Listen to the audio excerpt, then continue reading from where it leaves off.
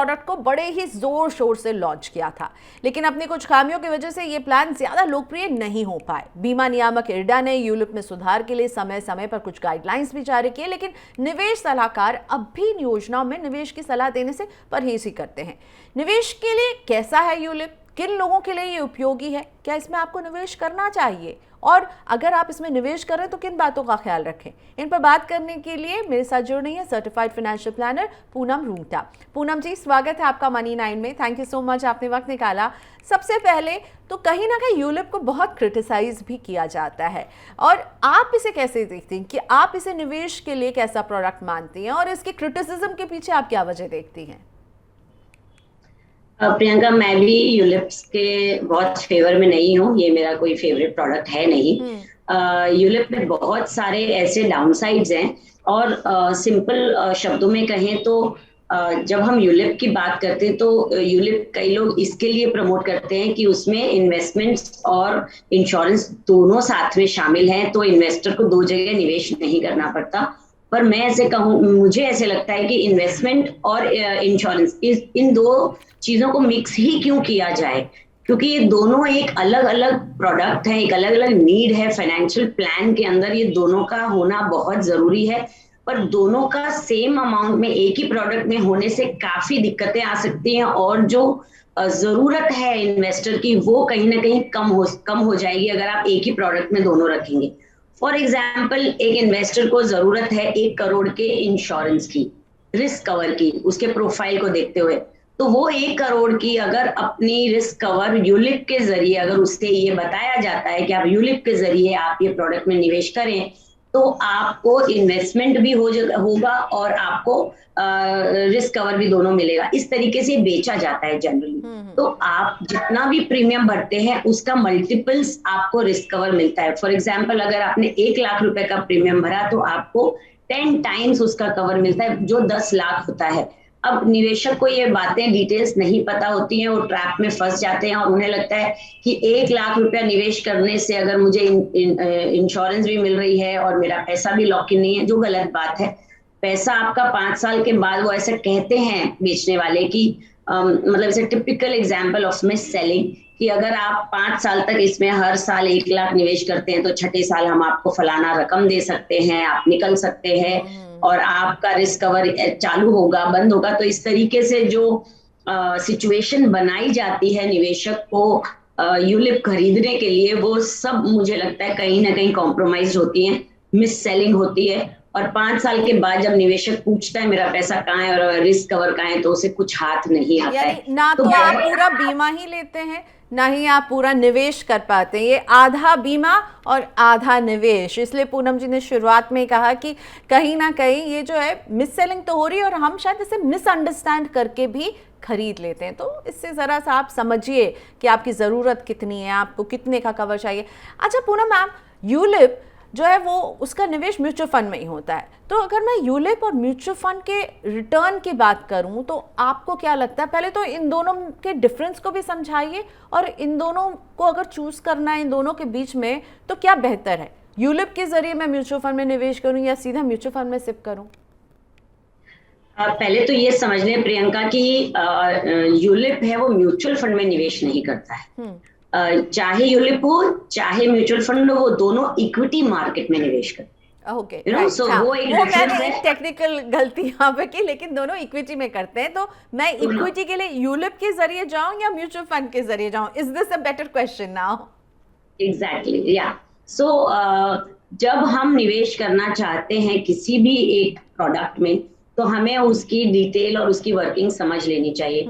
जब हम यूलिप के थ्रू इक्विटी मार्केट में जाते हैं तो हमें लगता है कि हमें इंश्योरेंस भी मिल रहा है और साथ में इक्विटी मार्केट का भी हमें एक्सपोजर मिल रहा है। मगर जब एक प्रोडक्ट में दोनों चीजें होंगी तो नेचुरली उनके चार्जेस भी डबल होंगे, क्योंकि 2 व्यक्ति संभालेंगे, आपके मोर्टेलिटी भी होगी, और मोर्टेलिटी जिसे हम इंश्योरेंस कहते हैं, और दूसरा आपका जो निवेश हो रहा है वो फंड मैनेजर संभालेंगे।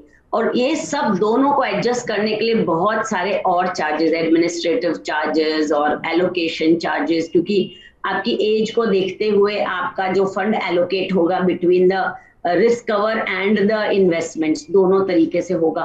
तो जब आप एक ही प्रोडक्ट में दो प्रोडक्ट जोड़ना चाहते हैं तो थोड़ी खिचड़ी पक जाती है, to be in a layman's language. वहां थोड़ी सी खिचड़ी पक जाती है, अपने नीड्स, वांट्स, गोल्स और इन्वेस्टमेंट का जो वो पूरा एक बास्केट बनता है, वो खिचड़ी पकती, कुछ भी प्रोडक्ट डिफाइंड नहीं रहता है। वहीं अगर आप म्यूचुअल फंड के थ्रू अगर इक्विटी मार्केट में निवेश करते हैं तो वो एक फोकस्ड प्रोडक्ट होता है कि ये सिर्फ इक्विटी मार्केट में करेगा, मेरा इतना पैसा इक्विटीज में जा रहा है और उसमें से इतना पैसा फंड मैनेजर के charges in form of the charges which we have to pay for mutual fund, वो डिडक्ट होगा। तो यहाँ खिचड़ी नहीं पकती, यहाँ प्योर प्रोडक्ट होता है। तो आपको अगर दोनों प्रोडक्ट आपके पोर्टफोलियो में चाहिए, जो कि होने ही चाहिए, रिस्क कवर भी चाहिए हमें और इन्वेस्टमेंट भी चाहिए, तो आप अलग अलग प्रोडक्ट खरीदें, बिकॉज अलग अलग अवेलेबल है मार्केट्स में।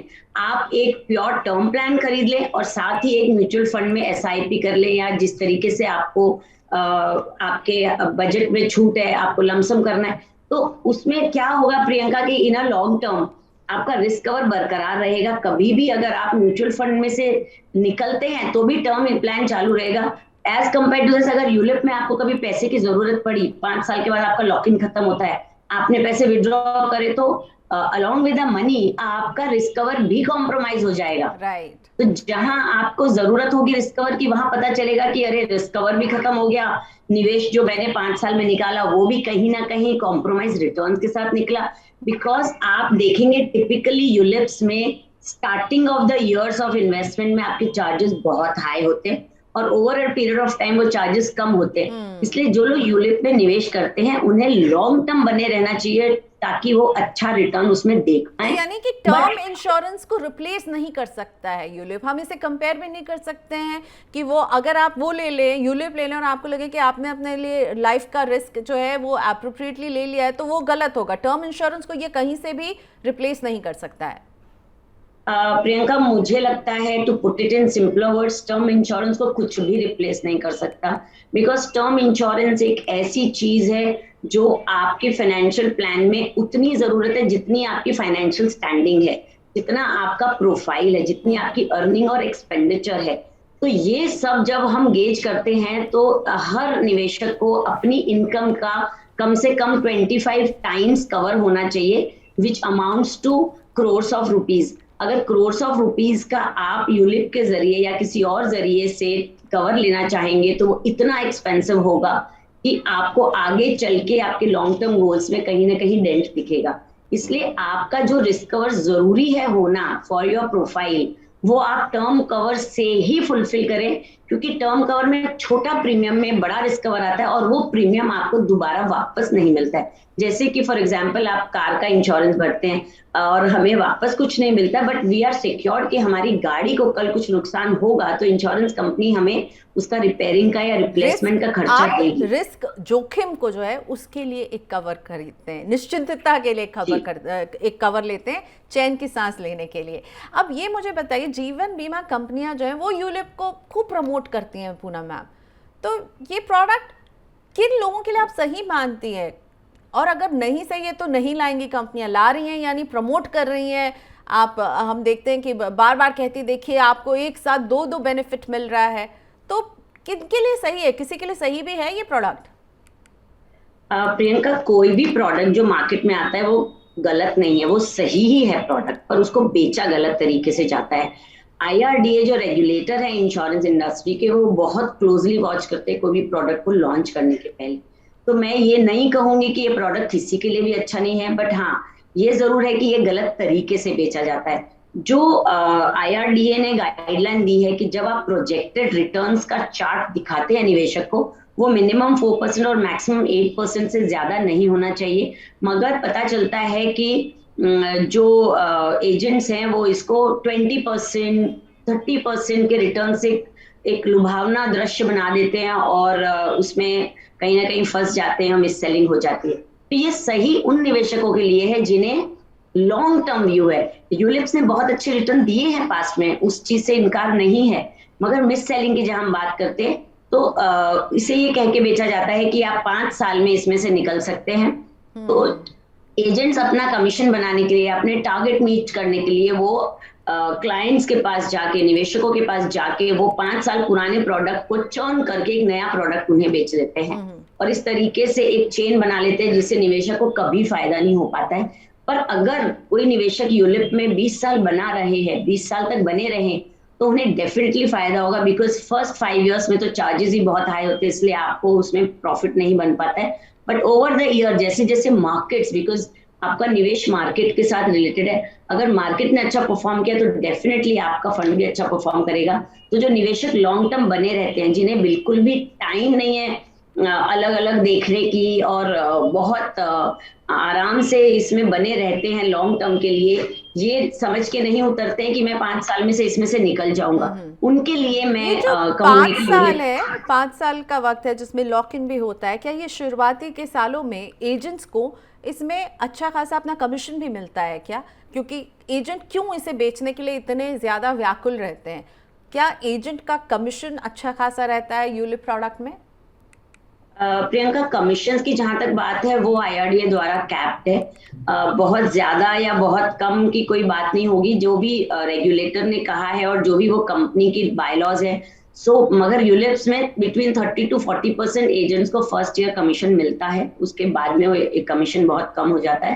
पर इसीलिए एजेंट्स जब 5 साल पूरे जाते हैं तो वो इंटरेस्टेड होते हैं कि हम हमारे क्लाइंट्स को दोबारा से एक नया ULIP plan they they, because उनके टारगेट्स बहुत स्ट्रांग होते हैं। टारगेट्स को मीट करने के लिए इस तरीके की स्ट्रैटेजी वो लोग अपनाते हैं, without telling the client the loss which they will इनकर। बिल्कुल। तो आपने जो कहा ना पूनम जी, वो बात मुझे बहुत सही लगी कि प्रोडक्ट सही है, लेकिन प्रोडक्ट को जिस तरह से बेचा जा रहा है, यानी मिस सेलिंग होती है, और कहीं ना कहीं एजेंट्स का ये मोटा कमीशन जो है वो उनको कहता है कि चलिए 5 साल के बाद आप उसी समय कहेंगे ये प्रोडक्ट से आपको मैं और एक बेहतर प्रोडक्ट देता हूं। तो इससे जरा आपको बच के रहना है, और यहीं पर गलतियां जो है होती हैं। ठीक कह रही हूं मैं पूनम मैम? एक्चुअली प्रियंका, सभी इंश्योरेंस इंडस्ट्री में सभी जगह फर्स्ट ईयर कमीशन ज्यादा होता है, बट बाकी कोई भी कन्वेंशनल प्रोडक्ट में इस तरीके की मिस सेलिंग नहीं कर सकते, क्योंकि वहां लॉक इन होता है। खाली यूलिप्स में जो ये छूट दी गई है कि आप 5 साल बाद इसमें से निकल सकते हैं, इसलिए इसे एक्सरसाइज किया जाता है और इसको गलत तरीके से प्रोजेक्ट किया जाता है। राइट। पूनम मैम, कुछ सवाल जो हमारे दर्शकों ने भेजा वो अब आपके सामने रखते हैं। राजन सिंह का पहला सवाल लेते हैं, गोरखपुर से है। बता रहे हैं कि इनके दोस्त का एक भाई है जो इन्हें यूलिप पॉलिसी लेने की सलाह दे रहा है। 50,000 रुपए 5 साल तक जमा करने पर छठे साल 5 लाख रुपए की गारंटी दे रहा है। क्या करना चाहिए राजन को? मुझे लगता है पूनम जी ने एक तरह से इस सवाल का जवाब हमें दिया है। 5 साल के बाद का ये जो आपको जो है चांदी का चम्मच दिखाया जा रहा है, मुझे लगता है राजन जी आपको सावधान रहना चाहिए। लेकिन पूनम मैम, आप क्या कहेंगी? देखिए, सबसे पहले तो आप ये समझ लें कि 5 साल तक आप 50,000 भरेंगे, तो आप 5 साल में 2.5 लाख रुपए भर देते हैं, और आपको कहा जा रहा है कि मुझे 5 लाख रुपए छठवें साल में दिया जाएगा। तो अगर आप इसका IRR कैलकुलेट करें तो करीब 20% के ऊपर ये बैठता है। तो 20% की अगर आपको कोई गारंटी दे रहा है, यहाँ उन्होंने वर्ड यूज करा है गारंटी वर्ड, तो गारंटी दी जा रही है, तो इसके लिए कोई डॉक्यूमेंटेड प्रूफ आप उनसे लेके देखें क्या वो आपको गारंटी दे रहे हैं। दूसरी बात कि 20% का रिटर्न दिखाने की जो छूट है वो IRDA ने नहीं दी है। आप 8% से ज्यादा प्रोजेक्टेड रिटर्न्स नहीं दिखा सकते। प्रोजेक्टेड मैं इसलिए कहूंगी क्योंकि ये जो निवेश है इसका सीधा सीधा ताल्लुक मार्केट के साथ है, तो मार्केट में कभी भी कोई गारंटी हमें मिल नहीं सकती। 5 साल में 20% रिटर्न दिखाना ये बहुत ही ज्यादा एम्बिशियस है, क्योंकि इतना रिटर्न तो हम म्यूचुअल फंड में भी नहीं प्रोजेक्ट करते। म्यूचुअल फंड के भी प्रोजेक्टेड रिटर्न आफ्टर 15 ईयर्स, यानी 15 साल से ज्यादा का वक्त अगर कोई क्लाइंट बताते हैं तो हम उन्हें एक प्रोजेक्टेड रिटर्न 14 to 15% बता सकते हैं, अगर 15 से 20 साल क्लाइंट उसमें निवेश रहते हैं। तो ये जो पूरा प्रोजेक्शन है ये टिपिकल एग्जाम्पल है मिस सेलिंग का, प्रियंका। इसी तरीके से टिपिकली ये बेचे जाते हैं। और आप साथ में ये भी समझे कि जो 50,000 रुपया ये हर साल देंगे, उसमें से पूरा पैसा निवेश नहीं होने वाला है। उसमें से some part of the money जो इनके प्रीमियम का हिस्सा होगा वो मोर्टालिटी चार्जेस में जाएगा, फंड मैनेजर चार्जेस में जाएगा, एलोकेशन चार्जेस में जाएगा। तो इस तरीके चार्जेस जब कट जाएंगे तो निवेश होने वाली अमाउंट तो हार्डली 40,000 रुपया बचेगी। तो 40,000 रुपया अगर आप हर साल का निवेश 5 साल के पकड़ते तो 2 ही लाख रुपए हुए, उसके ऊपर आप वो 5 लाख रुपए दे रहे, which is next to impossible. और ये टिपिकल केस है मिस सेलिंग का, आप इसके अंदर ना पड़े, इसमें से बचें और समझें कि प्रोडक्ट एक्चुअली क्या है। राइट राजू जी, आपको बहुत सावधान रहना है। पूनम जी ने सारा कैलकुलेशन आपके सामने रख दिया है, सो जस्ट आपको, मुझे लगता नहीं है ये फैसला आपको लेना चाहिए कि आप इसमें निवेश करें। उमेश कुमावत का सवाल लेते हैं। उमेश कह रहे हैं कि बहुत उलझन में हूँ, तमाम एक्सपर्ट्स बीमा और निवेश को अलग अलग में निवेश करने की सलाह देते हैं, लेकिन यूलिप एक ऐसा प्रोडक्ट है जो बीमा और निवेश का एक मिक्स पेश कर रहा है। क्या यूलिप में निवेश करना चाहिए उमेश जी को? अगेन हम वही बात दोहराएंगे इधर कि अलग अलग प्रोडक्ट लेने में आपको परेशानी क्या है। अगर आपको परेशानी है तो आप बेशक एक ही प्रोडक्ट ले लें, पर आप एक साइंटिफिकली अप्रोच के साथ समझें कि आपको कितने रिस्क कवर की जरूरत है और कितना आप निवेश कर सकते हैं, और उस निवेश की लॉक इन पीरियड क्या है, आपके गोल्स क्या है। क्योंकि जब हम फाइनेंशियल प्लानिंग करते हैं तो हम एक गोल बेस्ड फाइनेंशियल प्लानिंग करते हैं। हम हमारे गोल्स को समझते हैं और उस गोल से रिलेटेड अमाउंट, हमें कितने पैसे की जरूरत पड़ेगी हर गोल के लिए, वो समझते हैं इन्फ्लेशन डिस्काउंट करके। तो अगर आप एक ही प्रोडक्ट में सब कुछ निवेश कर देते तो आपको छूट नहीं मिलती बीच बीच में से उसमें से निकलने की। अगर मैं इसमें एक एग्जाम्पल से समझाऊं तो अगर आप 30 साल के हैं तो आपके लाइफ के जो मेन गोल्स हमारे देश में जो माने जाते हैं वो बच्चों की एजुकेशन, बच्चों की शादी और अपना retirement on a broader category. और तीनों गोल्स के अलग अलग टाइम फ्रेम होते हैं। अगर आपने एक ही प्रोडक्ट ले लिया तो आप बच्चों की एजुकेशन जो सबसे पहला गोल आएगा, उसमें आप हो सकता है 10 ही साल बाद आपको पैसे की जरूरत पड़े, तो क्या आप अपना निवेश उस वक्त तोड़ेंगे? अगर निवेश तोड़ा तो आपका रिस्क कवर भी खत्म हो जाएगा, रिस्क कवर की सबसे ज्यादा उस वक्त जरूरत होगी। तो खिचड़ी ना पकाएं प्रोडक्ट की, आप दोनों नीड्स को अलग अलग रखें। अप्रोप्रिएट रिस्क कवर सिर्फ टर्म इंश्योरेंस से मिल सकता है। अगर आप अपनी फैमिली को सच में सिक्योर रखना चाहते हैं, उनके फ्यूचर की सिक्योरिटी की परवाह करते हैं, तो टर्म इंश्योरेंस के सिवाय आप उनको सिक्योरिटी नहीं दे सकते। अगर आप अपने पूरे पोर्टफोलियो में एक 10% जैसी अमाउंट का यूलिप इंक्लूड करना चाहें तो बेशक आप कर लें, बट आपकी पूरी प्लानिंग सिर्फ यूलिप से बिल्कुल करने की मैं सलाह नहीं दूंगी, बिकॉज ये एक डिजास्टर होगा आपके फाइनेंशियल प्लानिंग। खिचड़ी ना पकाएं, पूनम जी को सख्त परहेज है ये निवेश और बीमा की खिचड़ी। और मुझे लगता है पूनम जी से बात करने के बाद मैं भी यही कहूँगी कि ये खिचड़ी जो है ये आपके लिए उतनी अच्छी नहीं साबित होगी लॉन्ग टर्म के लिए, क्योंकि बीमा की ज़रूरत को कोई और चीज़ रिप्लेस ही नहीं कर सकती। निवेश अपनी जगह है, बीमा अपनी जगह है। Thank you so much Poonam ma'am, आपने वक्त निकाला और बहुत ही इंपॉर्टेंट टॉपिक पर आपने हमसे बात की, हमें क्लैरिटी देने के लिए थैंक यू सो मच।